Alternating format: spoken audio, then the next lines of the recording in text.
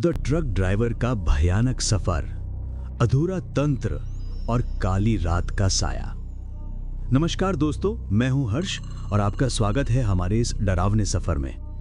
आज जो कहानी मैं आपको सुनाने जा रहा हूं वो किसी फिल्म की स्क्रिप्ट नहीं, बल्कि सुधीर नाम के एक ट्रक ड्राइवर की आप बीती है। ये कहानी लगभग 18 सालों तक सड़कों पर राज करने वाले एक व्यक्ति के भीतर की हिम्मत को एक ही रात में चूर चूर कर देने वाले तंत्र, खौफ और एक अदृश्य पीछा की दास्तां है। एक नया रास्ता और बेचैन दिल। मेरा नाम सुधीर है। मैं गुजरात के सूरत का रहने वाला हूं और पिछले 18 सालों से ट्रक चला रहा हूं। स्टीयरिंग मेरा साथी है और ये गाड़ी नहीं, मेरी जिंदगी है। मैंने पहाड़, समंदर, रेगिस्तान और वीरान सड़कों की खामोशी सब कुछ देखा है। लेकिन आज से 9 साल पहले का एक सफर मेरी रातों की नींद छीन चुका है। उस दिन हम अपने ट्रक में माल लेकर गुजरात से पश्चिम बंगाल के कैसे गांव जा रहे थे जो हाईवे से कटकर घने जंगलों के बीच से होकर गुजरता था। मेरे साथ मेरा खल्लासी राजेश था। वो नौजवान, हट्टा कट्टा और हर काम में आगे रहने वाला। कुछ ही सालों में वो मेरे लिए छोटे भाई जैसा हो गया था। माल लोड होने से पहले मैंने मालिक से रास्ते के बारे में पूछा। उन्होंने कहा, फिक्र मत कर सुधीर, तेरा खल्लासी राजेश उस रास्ते को जानता है, वो पहले भी गया है। राजेश ने भी आत्मविश्वास से सर हिलाया। हाँ उस्ताद, रास्ता थोड़ा घना है पर डरने जैसी कोई बात नहीं है। उसकी इस बात से मुझे थोड़ी राहत मिली, पर दिल के कोने में एक हल्की सी बेचैनी बनी रही। दोपहर के 3 बजे हम निकले। सफर अच्छा था। राजेश अपनी पुरानी कहानियां सुनाता रहा। शाम 6 बजे हम हाईवे पर रुके। हमने ट्रक में डीजल भरवाया और खाने पीने का सामान लिया, क्योंकि राजेश ने बताया था कि आगे उस रास्ते पर ना कोई ढाबा मिलेगा ना कोई दुकान। तैयारी के बाद हम आगे बढ़े। जैसे ही हमने हाईवे छोड़ा और छोटे सुनसान रास्ते पर कदम रखा, अंधेरा गहराने लगा। जंगल शुरू हो चुका था। दोनों ओर के पेड़ इतने घने थे कि चांद की रोशनी भी जमीन तक नहीं पहुंच पा रही थी। रास्ता एकदम सुनसान था। एक भी गाड़ी नहीं दिख रही थी। सिर्फ पेड़ों की सरसराहट और रात के कीड़ों की आवाजें थी जो माहौल को रहस्यमय बना रही थी। मैंने राजेश से पूछा, राजेश तुझे डर नहीं लगता क्या? उसने मुस्कुरा कर कहा, उस्ताद डर से क्या होगा, डर कर जीना जीना नहीं होता।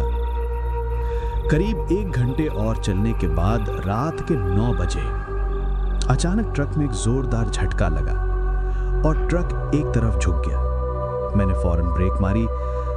शायद टायर फट गया है। हम दोनों नीचे उतरे। अंधेरा घना था। ट्रक का पिछला टायर पूरी तरह फटा हुआ था। रात के सन्नाटे में जंगल के बीच टायर बदलना हर पल मन में डर भर रहा था। राजेश टॉर्च की रोशनी में टायर खोलने लगा और मैं बार बार जंगल की तरफ देख रहा था। डर इस हद तक बढ़ चुका था कि मुझे लगा जैसे कोई हमें देख रहा है।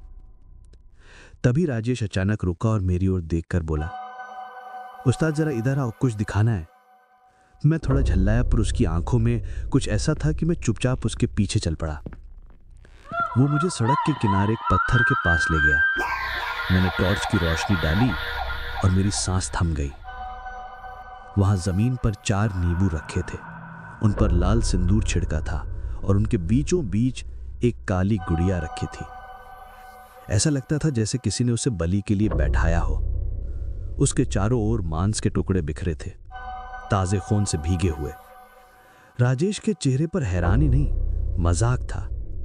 वो हंसते हुए बोला, क्या लगता उस्ताद, किसी ने टोना किया है?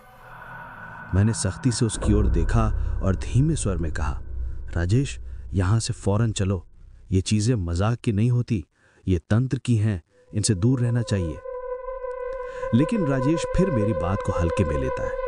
अब तो मैं इसका काम तमाम करता हूं। मैंने उसे हाथ से रोकना चाहा, पर उसने झटके से एक जोरदार लात मारी।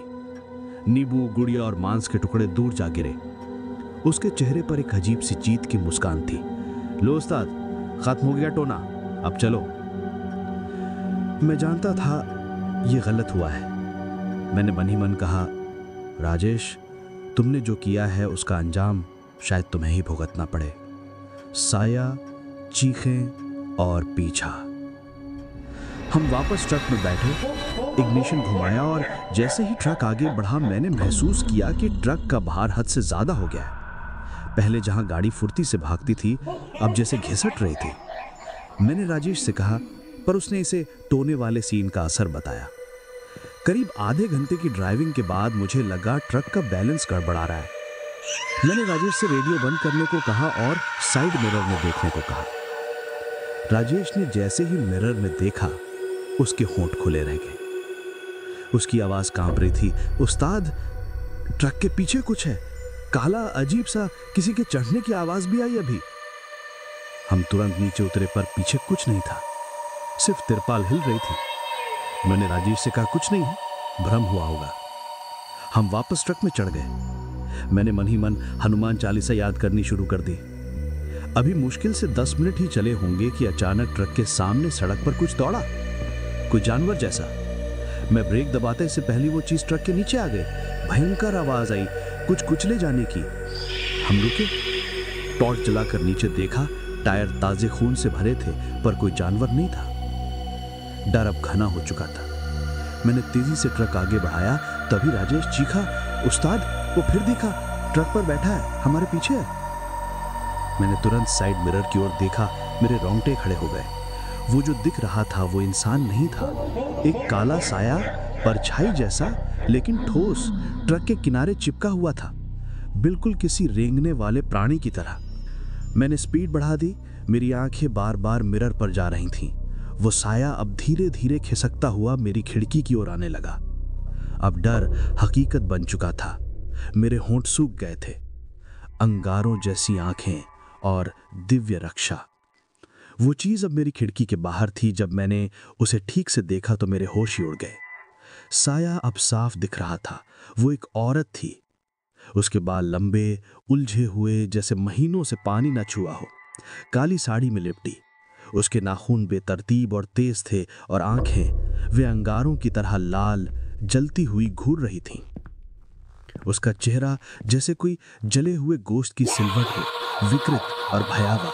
वो खिड़की कितने करीब थी कि मुझे उसकी ठंडी सांस महसूस हो रही थी। राजेश मेरी सीट के नीचे सिमट चुका था। मैंने कांपती आवाज में कहा, वो भी बाहर ही है, शायद ट्रक के अंदर नहीं आ सकती। मेरी आंखें डैशबोर्ड पर रखी छोटी सी हनुमान जी की मूर्ति पर टिक गई, जिसके चारों ओर सिंदूर लगा था। मुझे लगा शायद वही हमें बचा रही है। मैंने किसी तरह हिम्मत करके ट्रक की स्पीड और बढ़ा दी। अचानक एक तेज मोड़ आया। मैंने स्टीयरिंग घुमाया और मिरर में देखा, वो साया एक झटके में हवा में पीछे छूट गया। हम गांव की सीमा के पास पहुंच गए थे। जैसे ही गांव की लाइट्स हमारे ट्रक पर पड़ी, मैंने मिरर में देखा, कुछ नहीं था। हमने चैन की सांस ली, पर उस रात ने हमें भीतर से तोड़ दिया था। राजेश का टूटना और बाबा का रहस्य उद्घाटन। हम माल डिलीवर करके लौट आए, पर कहानी यहीं खत्म नहीं हुई। राजेश अब पूरी तरह बदल गया था। वो कम बोलता, डरा डरा सा रहता और उसका फोन आना बंद हो गया। पहले दिन तो सोचा थक गया होगा। दूसरे दिन कॉल किया, फोन बजा लेकिन उसने उठाया नहीं। तीसरे दिन भी कोई जवाब नहीं। चौथे दिन मैं खुद चल पड़ा उसके घर। उसका घर छोटा सा था, शहर के बाहर की ओर। जब वहां पहुंचा तो दरवाजा खुला था। अंदर से सिसकियों की आवाज आ रही थी। राजेश की बीवी दरवाजे के पास बैठी थी, फटे दुपट्टे में, चेहरे पर परेशानी और आंखों में नींद की कमी। मैंने पूछा, राजेश कहाँ है? 4 दिन हो गए, कोई जवाब नहीं दे रहा है। वो रोते हुए बोली, भैया वो तो बिस्तर से उठ ही नहीं रहा है, ना कुछ खा रहा है, ना पी रहा है, ना किसी से बोल रहा है। मैं अंदर गया। राजेश को देखकर मेरी आंखें फटी रह गई। वो जो हट्टा कट्टा नौजवान मेरे साथ ट्रक पर बैठा था, अब एकदम दुबला, कमजोर, घबराया हुआ और पसीने से भीगा पड़ा था। उसकी आंखों के नीचे गहरे काले घेरे थे।